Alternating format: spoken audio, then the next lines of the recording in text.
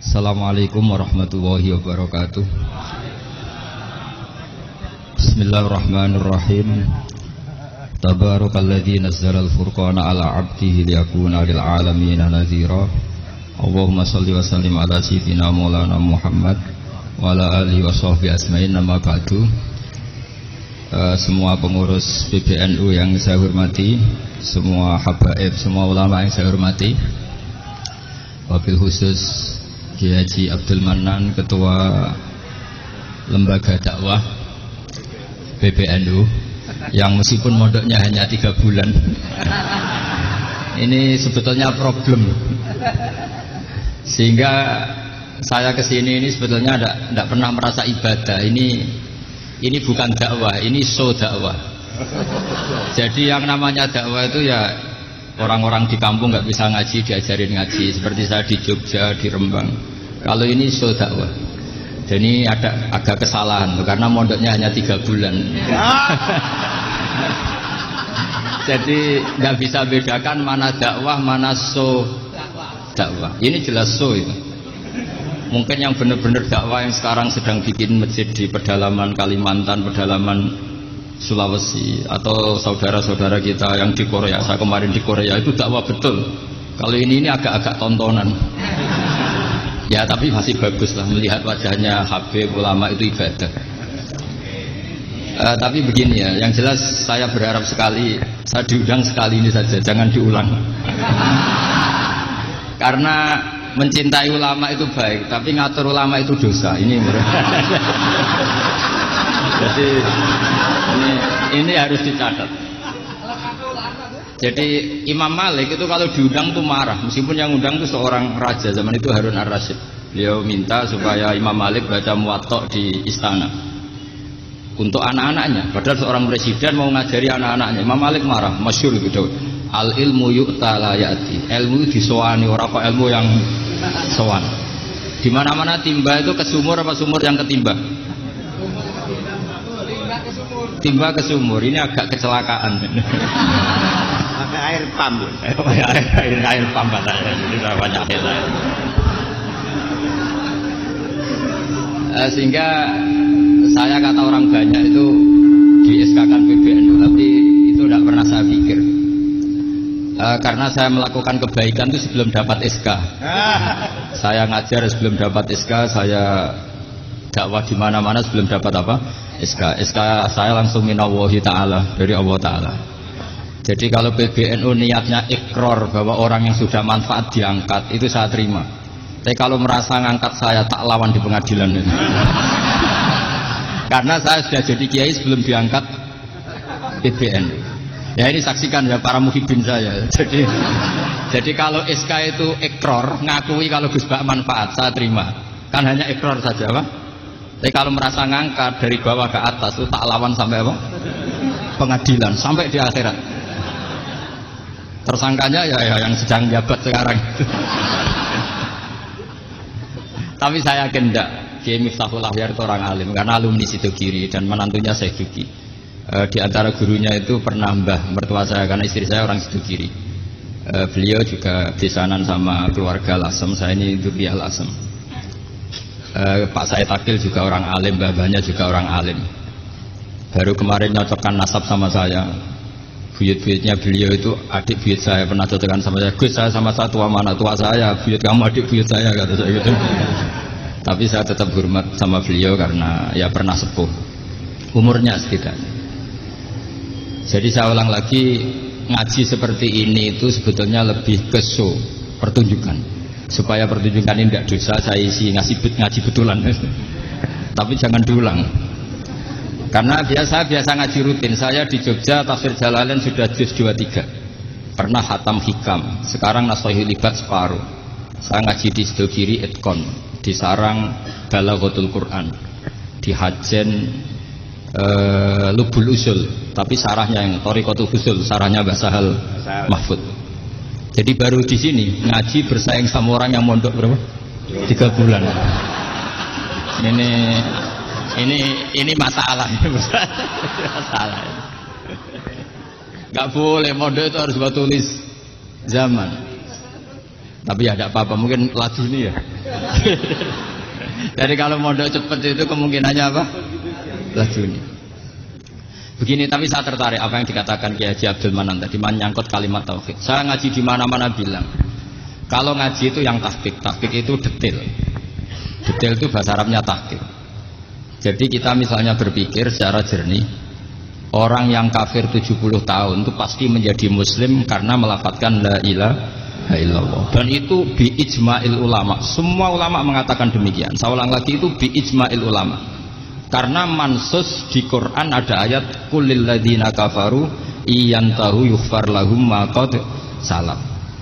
Kalau orang yang kafir 70 tahun bisa dihilangkan kekafirannya hanya dengan kalimat la ilaha illallah Muhammadur Rasulullah. Berarti kalimat ini statusnya apa? Penghilang kekafiran, apa?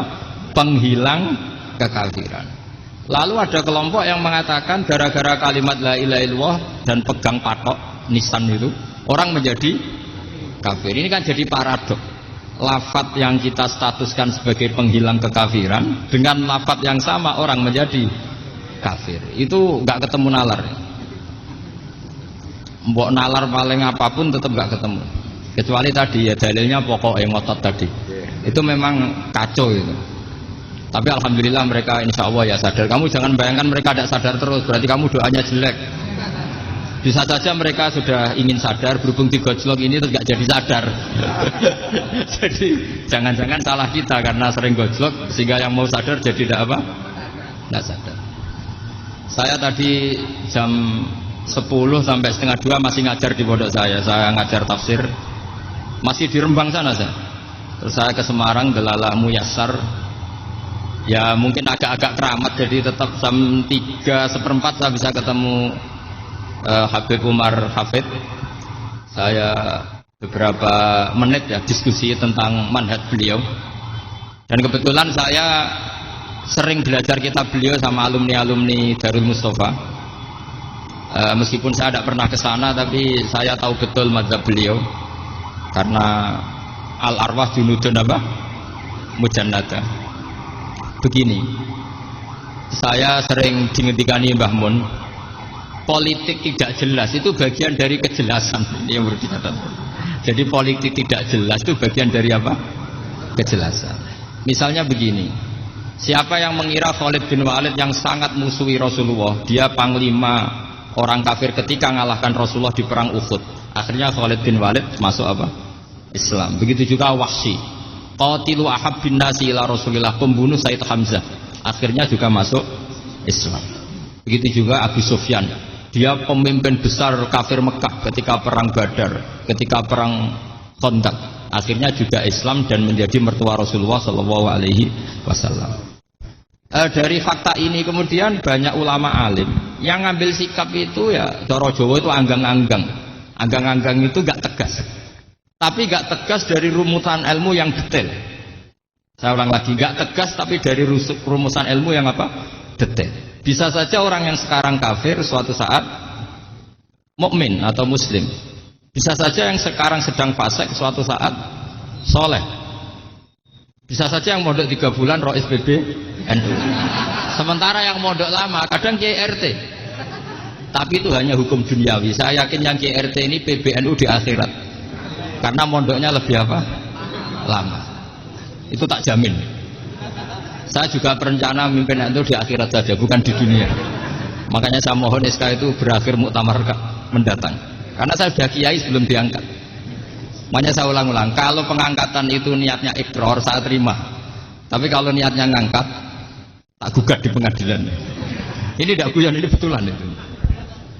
Ya tapi ini hanya guyon saja. Nah ini penting saya utarakan teori ngaji ya.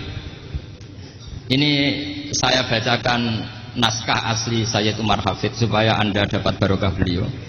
Karena beliau selain alim allamah, muridnya Habib Salim juga beliau pernah ngaji kutub Sayyid Abdul Qadir Segaf di Jeddah. Juga beliau sering istifadah di beberapa kiai. Ini saya baca teks Arabnya kemudian saya terjemah. Bagi yang tidak setuju pemaknanya bisa gugat, karena saya baca Arabnya. Yang nggak setuju pemaknanya bisa gugat, tapi tak jamin kalah karena saya paham betul teksnya maknanya seperti itu.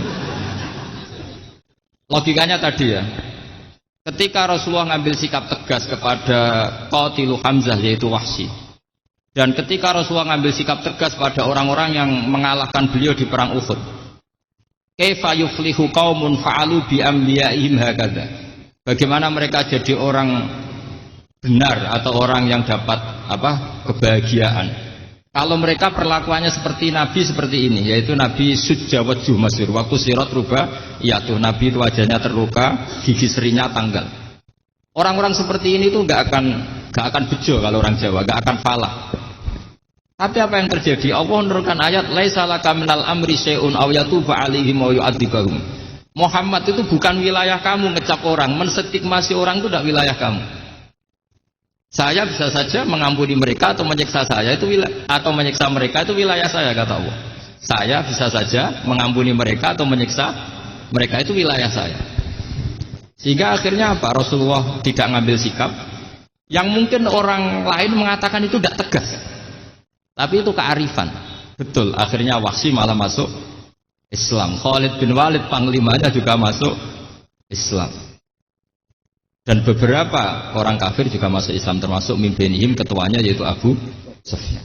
Ini penting saya utarakan. Makanya ini saya baca pembenaran dari konstruksi pikiran tadi. Nah ini supaya khas. Ini khasnya orang model 10 tahun ini. Jadi ini saya baca ini. Nah, biar jelas ini nanti tagnya persis ya, tidak saya rubah. Ini di kitabnya Habib Umar Hafid, namanya itu Taujihun Nabi Limardoti Bari. Kalau diterjemah ya mengarahkan orang yang sadar. Nabi itu orang yang sadar ya, sampai ini termasuk orang yang sadar. Limardoti Rabbi, menuju mendapat ridho Tuhan atau Allah Subhanahu wa taala. Saya baca tagnya ini di halaman 179. Ini tidak ada yang saya rubah, tidak saya kurangi. Bismillahirrahmanirrahim. Fala buddha an wattina qulubana ala annana khadamatu ahli hadzal qaul wa yattali Allah min qulubina annana na'taqidu imkaniyata ayyasfa fi ahadina yaumal qiyamati man huwal ana kafirun yuslimu fa ya'lu sya'nu indal haqqi fa yakunu sababan li khalasika fil qiyamah yumkinu dzalik. Jadi kita para dai, para kiai itu adalah khodamatu hadal kaun. Kita ini adalah pelayan alam raya ini yang selalu berharap alam ini akan lebih baik. Orang yang sekarang sedang kafir bisa saja nanti yang nyafaati kamu di akhirat, yaitu mereka masuk Islam lalu Islamnya lebih serius, akhirnya punya hak syafaat. Sementara kamu Islam mulai kecil tapi biasa-biasa saja seperti ini, mulai dulu ngaji terus sama Ki Abdul Manan, nggak pernah yang ngisi ngaji. Itu artinya nggak ada perkembangan. Makanya saya nggak ingin ngaji lagi karena saya ingin perkembangan Anda nanti tukang mengisi, bukan yang diisi. Kalau saya nanti ngaji lagi di sini, artinya Anda kalau tetap mendengarkan itu tidak ada perkembangan. Pantas saja semulang Gus Bahak sampean sing ngaji. Sekali-kali ada perkembangan, saya ngaji sampean yang mulang itu bagus ya. Meskipun itu perkembangan yang menyesatkan.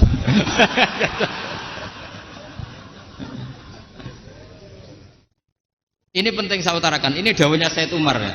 Orang yang sekarang sedang kafir bisa saja orang ini nanti nyafaati kamu, yaitu beliau orang ini Islam, kemudian Islamnya serius, maka punya hak syafaat. Sementara kamu Islamnya biasa-biasa saja. Itu masyhur kayak Sayyidina Umar. Sayyidina Umar Islam di hari itu langsung makomnya makom yang a'la, sehingga mengalahkan yang sudah Islam lebih lama. Karena Islamnya Umar itu menjadi izzatul Islam betul. Makanya jangan benci orang tegas teman-teman, kadang ya ada baiknya. Abu Bakar itu sudah Islam tapi layinal janib, orangnya santun. Kalau dipisoi orang yang menengahi lah kira-kira seperti itu. Begitu juga Bilal, Ammar, Suhaib. Singkat cerita, Rasulullah itu sering dibully ya, sering disiksa orang-orang kafir. Rasulullah berharap, wah kalau yang Islam gini terus repot. Melihat Umar ini petarung di pasar Ukad, dia dapat uang itu kalau tarung, menangan. Kata Rasulullah, kalau ini yang Islam ya bagus. Beliau berdoa, Allahumma aizal Islam bi Umar. Itu kira-kira 2 hari dari doa beliau, Umar masuk Islam. Itu pertama masuk Islam itu orang-orang kafir diparani. Kalau kamu ganggu Rasulullah Muhammad tak bunuh. Semenjak itu orang kafir yang gentenan sembunyi. Sehingga kata para mereka yang Islam selalu jaya mut aslama Umar ketika Umar masuk Islam. Itu dalam satu hari Islam itu Rasulullah sudah ngendikan Umar yang Islam sehari ini imannya kalau ditimbang separuh ahli dunia masih unggul sama Islamnya Umar. Nah bisa saja seperti itu. Jadi saya minta sama teman-teman yang mencintai ilmu, tidak tegas itu bagian dari ketegasan dalam ilmiah. Karena kita ini tidak mengendalikan dunia, tidak mengendalikan hidayat, hanya Allah piyambak yang ngasih apa? Hidayat. Maka sikap kita laisa laka minal amri syai'un aw yatuba alaihim aw yu'adzibahum. Rasulullah yang ahabbul khalqi ilallah saja tidak boleh tegas karena semuanya potensi itu ada. Cuma kita tegas dalam kebenaran saja, tapi nggak perlu tegas dalam mengawal kebenaran. Kenapa demikian? Karena Islam ini agama yang akan dijaga Allah ila yaumil. Yang jaga Islam bukan PBNU, bukan PP Muhammadiyah, bukan kiai. Yang menjaga Islam namun Allah Subhanahu wa taala. Makanya Sayyidina Umar itu kalau disuruh mikir Islam itu nggak mau betul. Masyhur itu dalam tarikh-tarikh. Umar mimpin itu sukses, banyak futuhat. Singkat cerita akhirnya orang tuh kelangenan, wah kalau Umar meninggal kayak apa.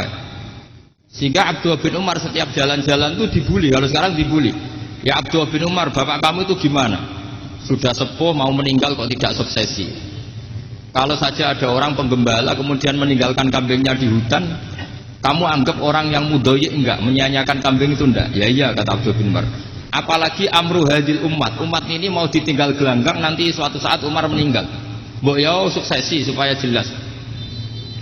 Logika itu diaturkan ke Umar radhiyallahu anhu, ke Sayyidina Umar. Pertama Umar agak tertarik dengan logika itu. Lama-lama beliau marah. Tidak jadi. Saya tetap tidak akan istikhlaf, tidak akan suksesi. Dan saya tidak akan mikir Islam katanya. Islam akan diurus oleh Allah Subhanahu. Terus beliau ngendikan, Islam ini jalan ketika ditinggal Abu Bakar.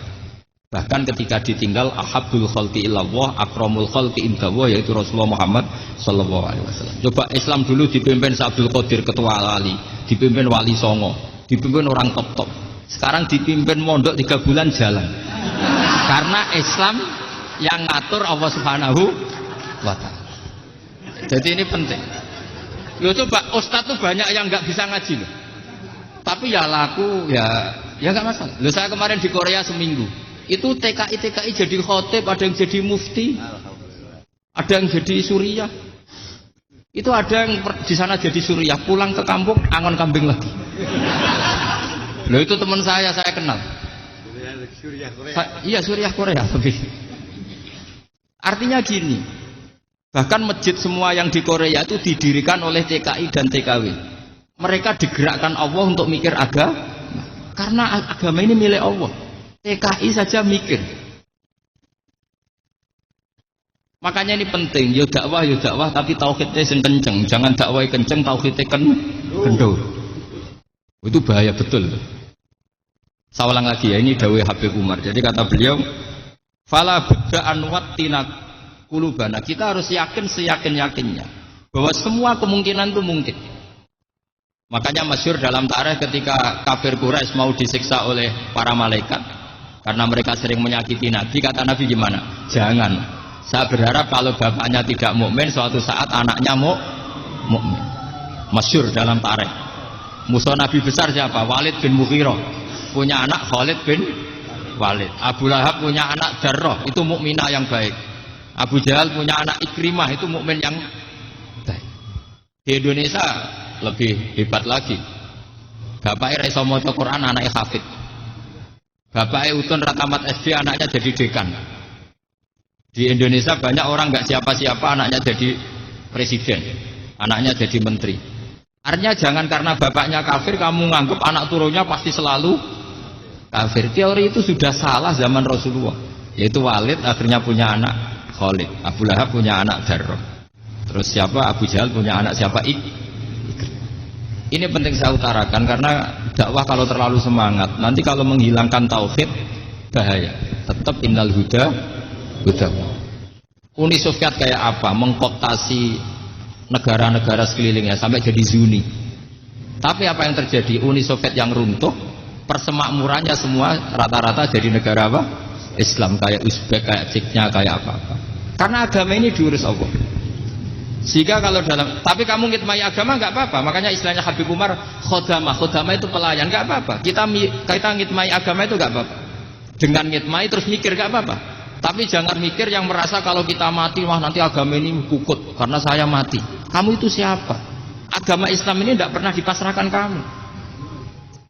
Diurus oleh Allah Subhanahu wa taala sendiri.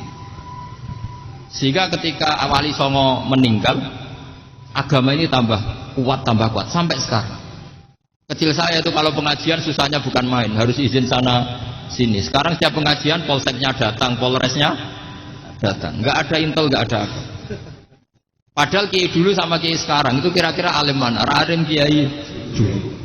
Mbah Hasyim Asy'ari itu ngarang kitab sampai dibaca di Yaman. Saya sering baca juga kitab beliau, Risalatu Ahli Sunnah wal Jamaah. Kiai sekarang mau terjemah aja kadang salah memahami. Tapi ya Islam tetap jalan karena Islam ini dikawal, dijaga oleh Allah Subhanahu wa taala. Maka kalau dalam cerita tarikh sirahnya Ibnu Ishaq itu, tauhid itu penting. Beliau cerita begini. Sayyid Abdullah itu namanya Abdullah bin Abdul Muthalib. Kita tahu kenangannya Rasulullah terbanyak itu bukan dengan Sayyid Abdullah tapi dengan Sayyid Abdul Muthalib, dengan mbahnya. Karena Nabi itu mulai kecil dirawat oleh siapa? Mbahnya. Yaitu yang disebut Nabi ketika 2 bulan kan abahnya sudah meninggal. Ya saya baca ya, pakai bahasa Arab biar jadi bid'ah. Nanti kalau bahasa Indonesia ada bid'ah. Tidak betul. Diba atau berjanji sebenarnya itu kitab sejarah, berhubung dibaca bahasa Arab terus kayak mantra. Terus yang belakang mau nyenggai soleh aleh, sehingga kubu sebelah bilang itu khurafat dan bid'ah. Coba diterjemah ini, coba nanti saya baca bahasa Arab. Walamma tamma min hamli syahroni ala masyhuril aqwalil marwiyatu fiya bil madinati abuhu Abdullah wa kana qad istaza bi aqwalihi bani adi min at-taifatin najariyah wa makatha syahron saqiman yu'anu nasukmahu wasakwa. Terus di pojok sana bilang soleh aleh. Pasti kubu sebelah yang lewat, wah itu khurafat bid'ah karena dianggap mantra. Padahal artinya coba sampai baca bahasa Indonesia.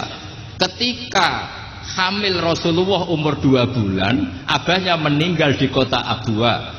Kota Abwa adalah kota keluarga besar ibunya Sayyid Abdullah. Kebetulan pas ke sana beliau sakit sampai 1 bulan dirawat. Bid'ahnya di mana kalau diterjemah? Wong itu kitab tarikh. Makanya saya nggak tahu yang membidah-bidahkan tiba itu karena tadi. Tapi sampean juga ikut salah karena nyenggai sholawat kantok itu. Jadi makanya saya bilang tadi kalau bahasa Arab bid'ah, kalau sudah terjemah bid'ah karena kelihatan kalau itu hanya kitab tarikh. Loh, coba bid'ahnya di mana? Wa ba'du fa'aqulu wa Muhammad bin Abdullah bin Abdul Muthalib bin Hasyim. Itu kalau diterjemahkan, kamu harus tahu siapa nama Muhammad. Muhammad punya abah siapa? Rasulullah Muhammad Abdullah. Punya abah siapa? Abdul Mut. Punya abah siapa? Hasyim. Coba baca gitu di kubu sebelah. Oh iya. Berhubung kok baca bahasa Arab. Wa ba'du fa'qul wa Muhammad bin Abdullah bin Abdul Muthalib bin Hasyim. Jadi itu hanya salah baca saja. Maksudnya salah yang ngukumi, bukan salah yang baca, salah yang apa? Ngukumi. Sayyid Abdullah ini orang yang tauhidnya sangat kuat. Sayyid Abdul Muthalib lebih kuat lagi. Saya cerita sedikit betapa pentingnya tauhid. Ketika pasukan Abraha bawa pasukan gajah mau menyerang apa? Ka'bah. Itu sebelum menyerang itu semua aset-aset milik orang kafir Quraisy, milik orang Quraisy lah. Itu ditawan, diambil. Termasuk milik Sayyid Abdul Muthalib, milik Abdul Muthalib. Terus ketika mau masuk Ka'bah, mau masuk Mekah, kata Abraha, man sayyidu hadal wadi, siapa yang kamu tuakan, yang kamu pertuan di sini? Oh, Abdul Muthalib. Abdul Muthalib itu dipanggil, itu auranya luar biasa. Abraha yang di tempat perkemahannya itu harus duduk di atas karena dia raja, itu duduk di atas gak berani. Saking wibawanya Abdul Muthalib, ini mbahnya Rasulullah. Akhirnya Abraha bilang gini, saya duduk di bawah tidak mungkin karena saya raja. Kamu duduk jejer saya tidak mungkin karena nanti umat saya kecewa karena raja kok disaingin gitu. Ya sudah, sambil berdiri-diri kita ngomong. Akhirnya Sayyid Abdul Muthalib tadi Diomongin gini, saya itu tidak ingin merusak orang-orang Mekah, orang-orang Quraisy. Saya hanya kecewa punya tempat ibadah dikencingi, diberakin sehingga saya mau merubuhkan Ka'bah. Tapi dengan damai, nggak ada perang. Apa jawabnya Abdul Muthalib lucu? Nggak apa-apa, Ka'bah kamu robohkan silakan, nggak apa-apa. Yang penting unta saya yang kamu sita kembalikan. Harta saya yang 100 unta kamu sita kamu kembalikan. Itu Abraha kagetnya bukan main. Kaget karena kamu itu pemimpin apa? Tadi saya hormat kamu karena kamu tak anggap orang hebat. Hadhil Ka'bah dinu abaika, ini Ka'bah itu agama kamu. Pas saya hancurkan kok kamu tenang-tenang saja. Padahal pas mau saya hancurkan kamu tenang-tenang saja, malah tanya unta kamu itu gimana? Apa jawabnya Abdul Muthalib? Inna lihadal baiti rabban hamahu. Sebab Ka'bah itu ada yang punya dan pasti akan melindungi Ka'bah. Tapi kalau unta itu milik saya, ini urusan saya, ini unta. Jadi inna lihadal baiti rabban hamahu itu tidak milik saya, itu ada yang punya. Ya sudah, biar yang punya aja yang jaga, itu tidak urusan saya. Akhirnya unta dikembalikan, aman deh. Untung double. Terus akhirnya dia ke Ka'bah. Fa'akhudha bi halaqatil bab. Karena dulu apa itu? Halaqatil bab. Karena dulu itu yang dipakai apa itu? Pegangan itu bentuknya apa? Bulat. Makanya diistilahkan halaqah apa? Bulat. Kalau sekarang halaqah ilmiah itu seminar. Jadi bulat. Halaqah itu buruhi lain lagi. Pegang terus bilang gini, kata Abdul Muthalib, ya Allah, Ka'bah ini mau dihancurkan oleh Abraha. Ka'bah ini milik kamu. Saya mau ke gunung, mau melihat apa yang kau lakukan terhadap orang yang mau merusak Ka'bah. Terus Abdul Muthalib bilang ke umatnya, wa ya qaumi, ayo kita ke gunung melihat ma fa'ala rabbuna. Apa yang akan dilakukan Tuhan kita terhadap orang yang mau menghancurkan Ka'bah. Jadi santai saja. Santai terus Abdul Muthalib naik gunung sama orang-orang Quraisy. Abraha datang mau merusak Ka'bah, terus terjadi alam taro kaifa fa'ala rabbuka bi ashabil fil. Itu melihat.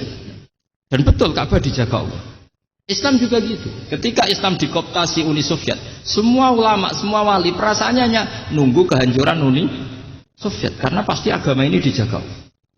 Saya setiap sholat, setiap munajat ketika baca Rabbana lakal hamdu bil samawati wa mil'ul ardi. Dulu saya iskal itu janggal. Ya Allah, engkau zat yang layak dipuji, yang pujian itu memenuhi langit dan bumi. Pikiran saya kalau bumi ateis itu mujinya kayak apa?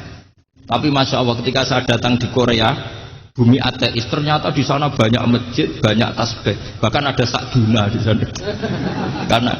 Karena Allah sudah ngendikan lakal hamdu mil'us samawati wa mil'ul ardi. Dan sekarang nyata, semua bumi ateis, bumi apa saja, ada tasbihnya, ada tahmidnya.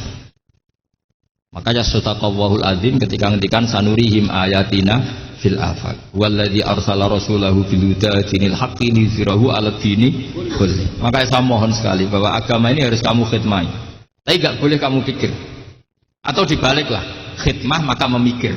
Tapi tidak usah GR bahwa agama ini diserahkan sampean. Saya juga enggak ridho. Agama kok diurus orang-orang kayak gini, kayak apa nasibnya? Jadi ini penting karena rata-rata kiai alim itu tidak jelas. Terus oleh orang-orang yang nggak pernah ngaji itu, wah ini nggak jelas, nggak tegas. Islam itu harus tegas. Maksudnya tegas itu kayak apa? Tegas itu di wilayah kita. Kalau istri kamu mau diperkosa orang itu boleh tegas, itu wilayah kamu. Tapi kalau hidayat itu wilayahnya Allah Subhanahu wa Ta'ala. Kita tidak pernah tahu. Bahkan yang sudah Islam saja, nyuwun sewu, itu nggak ada jaminan mati husnul. Kita tahu dalam sejarah Sa'labah itu dapat gelar Hamamatul Masjid, merpatinya masjid. Tapi kita tahu akhirnya Sa'labah itu apa? Su'ul khotimah. Sampai dalam Islam selalu diajarkan ya muqallibal qulub tsabbit qalbi ala din.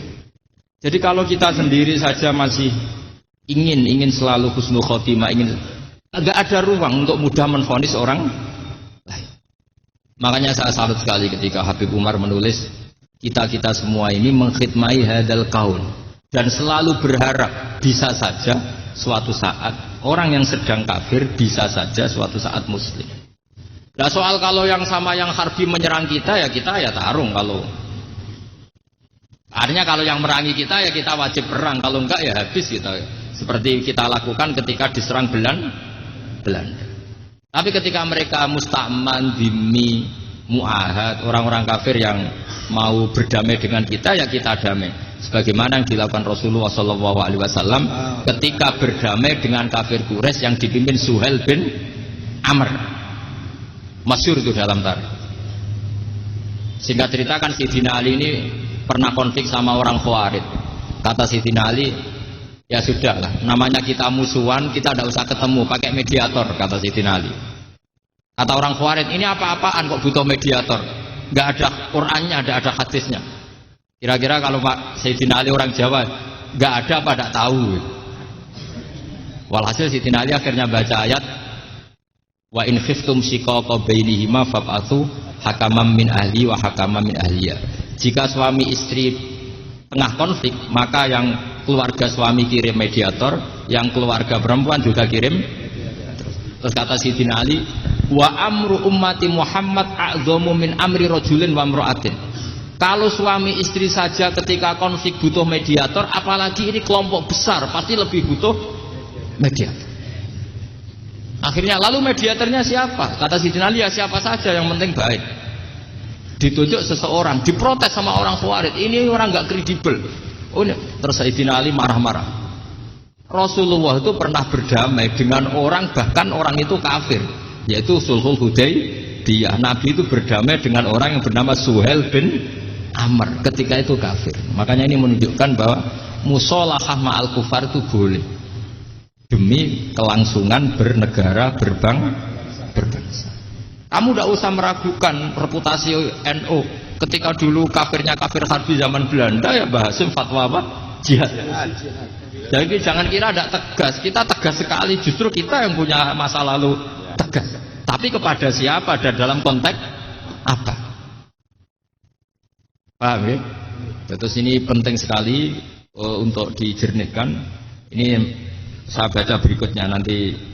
Tidak supaya tahqiq, saya syukur sekali, saya tadi sekaligus minta ijazah sama Habib Umar, dan memang saya ngaji ini lama sama teman-teman alumni Yaman, cuma belum pernah ketemu mu'alifnya.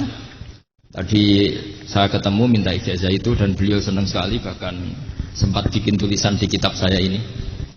Sama tidak perlu baca, karena kalau bisa ya biasa, kalau tidak bisa malu ya sudah, tidak usah baca sudah.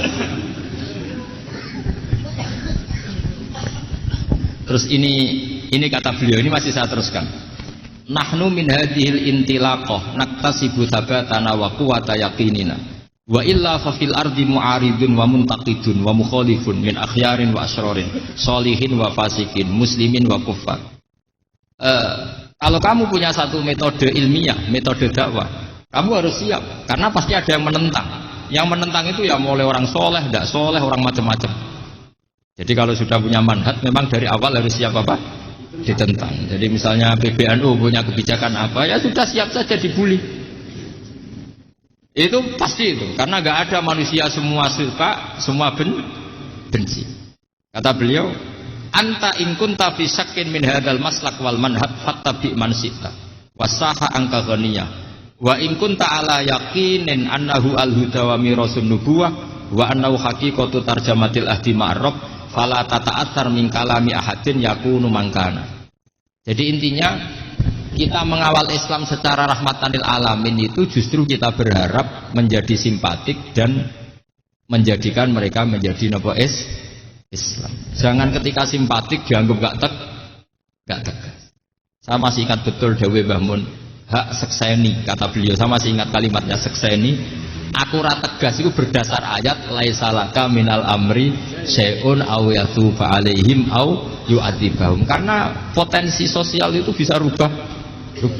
Orang yang sekarang kawan kamu bisa saja suatu saat jadi musuh. Yang sekarang musuh kamu bisa saja suatu saat jadi kawan. Terus kamu ngambil sikap tegas dalam sesuatu yang nggak stabil seperti ini, lalu tegas itu kan nggak pada tempatnya.